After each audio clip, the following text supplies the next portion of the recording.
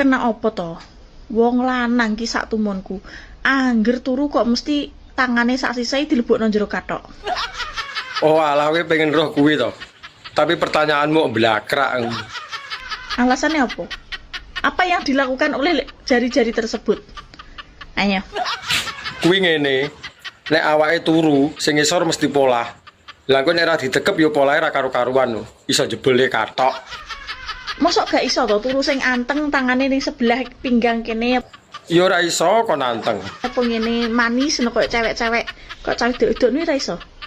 Kok mesti brosot ning jero kathok iki kena apa? Alah wong wedok lho nek turu karo wong lanang, tangane ya blusuk rono. Anjay.